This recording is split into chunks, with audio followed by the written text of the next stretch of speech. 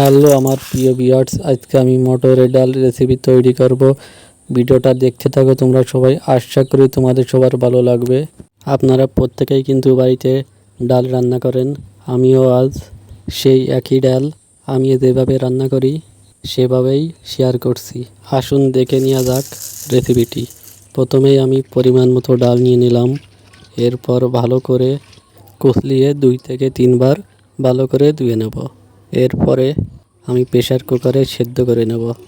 তো দেখতে পাচ্ছ আমি প্রেসার কুকারে ডাল দিয়ে দিয়েছি এবং কাঁচা লঙ্কা দিয়ে দিয়েছি 5-6টা এবং কিছু পরিমাণ জল দিয়ে দিয়েছি যাতে ডাল জলের নিচে ডুবে থাকে, এবং 1 মুটকি মতো আমি দিয়েছি সয়াবিন তেল। এবার প্রেসার কুকারের ঢাকনা দিয়ে আমি গ্যাসে চাপিয়ে দেব। তো বন্ধুরা, ডাল রান্না করার জন্য এই পাশে আমি পেঁপে কুটিয়ে নিয়েছি, ডালের মধ্যে পেঁপে দেব। এই পাশে আছে 5 ফোড়ন এবং 2টা শুকনো লঙ্কা।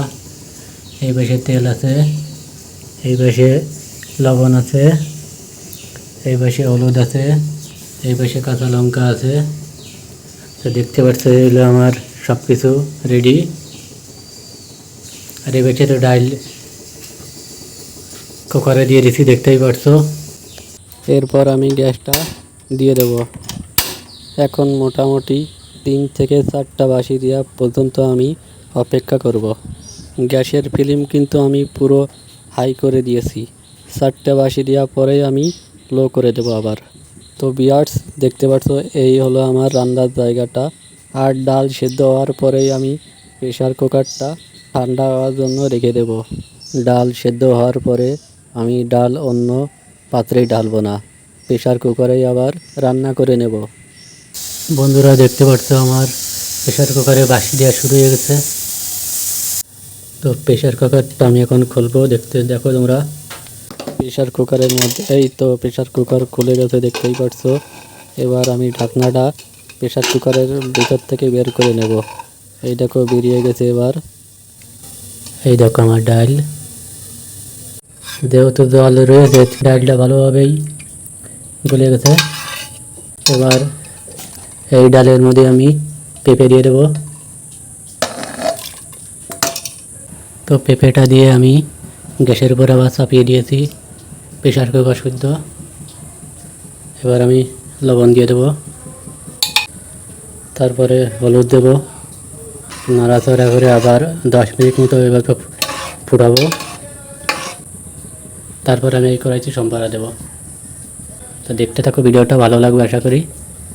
আমার ডালের মধ্যে আগে থেকে যেহেতু জল ছিল এই জন্য আর জল দেবো না, এই জলেই আমি গরম করে নেব, ফুটিয়ে নেব।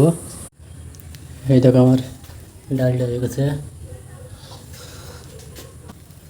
এবার ডাল সম্বরা দেওয়ার জন্য আমি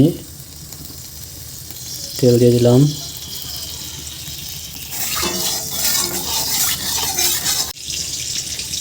শুকনো লঙ্কা আর তেজপাতা নিয়ে নিয়েছি, দিয়ে দেবো এটা আমি ফোড়নে।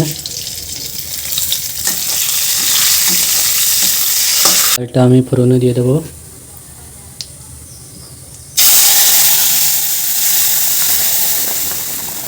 ফোড়নটা দেওয়ার পরে আমি হালকা আঁচে আমি ফুটিয়ে নেব ডাল, দেখতে থাকো।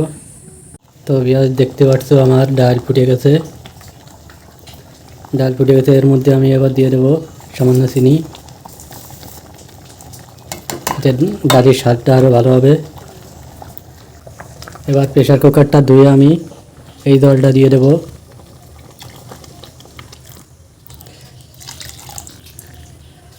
আমি আবার 5 থেকে 10 মিনিট আবার ফুটিয়ে নেব ভালো করে, তারপর আমার ডাল হয়ে যাবে।